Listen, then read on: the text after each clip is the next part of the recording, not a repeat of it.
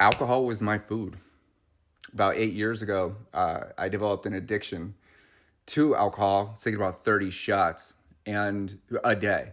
And when you have not just a high tolerance, but you've basically conditioned your body to not just expect alcohol, but use alcohol for every reason, you always have a reason to drink. And one of the most common reasons I would drink was because I was hungry.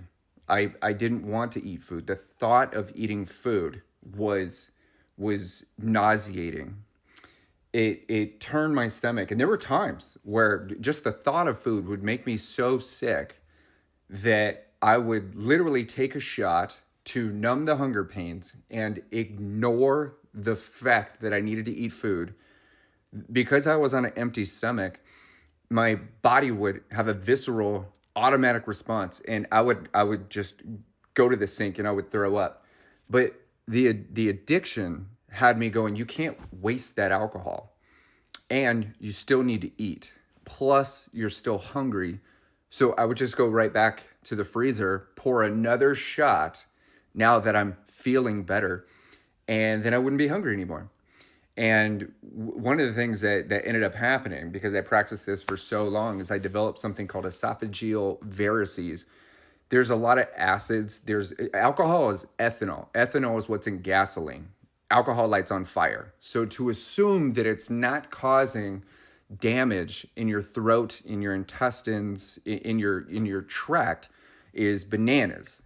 Especially if you're not eating, especially if you don't practice taking care of yourself, you're at much, much, much higher risk of literally damaging your esophagus to such a degree that your veins literally either tear, they rip, or they burst.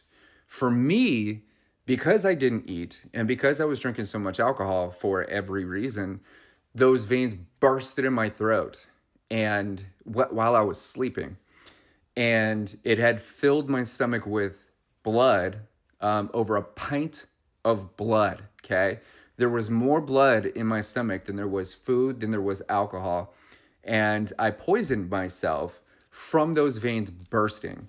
There's been a lot. If you talk to any nurse, I've personally worked with nurses that struggle with the same alcohol that is destroying their patients. You can bleed out entirely from those veins bursting in your throat, from not eating, from drinking alcohol, from the beer, from the acids, from the ethanol that's going through. So we got to remember, if we're not eating food, or we are not